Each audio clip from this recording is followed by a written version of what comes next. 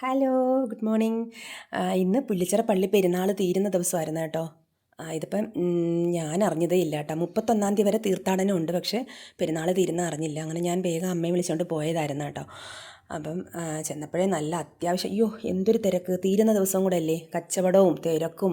പിന്നെ അവിടുത്തെ പ്രധാന നേർച്ചയെന്ന് വെച്ചാൽ പാളയം കയറുവാണ്. അതായത് ശ്വാസകോശ രോഗങ്ങൾക്ക് സൗഖ്യം കിട്ടുന്ന ഒരു നേർച്ചയാണത്. അതിന് തിരക്ക് കണ്ട ബോധം കെട്ട് വീഴും. അതിൻ്റെ ക്യൂവിൻ്റെ അറ്റമൊന്നും കാണാൻ വയ്യാതെ ഞങ്ങളിങ്ങനെ പോകുമായിരുന്നു, അത്രയ്ക്ക് തിരക്കായിരുന്നു. പിന്നെ കായലിനകത്തൊരു മാതാവുണ്ട്, കായലിൻ്റെ നടുക്ക് മാതാവിൻ്റെ രൂപമുണ്ട്. അപ്പോൾ അത് കാണാനായിട്ട് കാല് വയ്യാത്ത അമ്മയും പിടിച്ചുകൊണ്ട് ഞാൻ പോയി, അതൊക്കെ കാണിച്ചു കൊടുത്ത്. പിന്നെ കായലിലാണെങ്കിൽ കൊട്ടവഞ്ചിയൊക്കെ വെച്ചിട്ടുണ്ട് കേട്ടോ. കൊട്ടവഞ്ചി, സാധാ വള്ളങ്ങൾ, അതൊക്കെ കണ്ട്. പിന്നെ നല്ല തിരക്കെന്ന് വെച്ചാൽ നല്ല തിരക്ക്. പിന്നെ ഞങ്ങൾ പള്ളിക്കകത്ത് കയറി ഞാൻ കുറേ സമയം അമ്മയായിട്ടിരുന്ന് പ്രാർത്ഥിച്ച്. പിന്നെ എല്ലാ മാതാവിൻ്റെയൊക്കെ രൂപങ്ങൾ, യേശുക്രിസ്തുവിൻ്റെ രൂപങ്ങൾ, അവിടെ എല്ലാം പോയി ഞങ്ങൾ പ്രാർത്ഥിച്ചു. പിന്നെ നല്ല കാലാവസ്ഥയായിരുന്നു കേട്ടോ. മഴക്കോളമൊന്നുമില്ലായിരുന്നു, നല്ല വെയിലായിരുന്നു.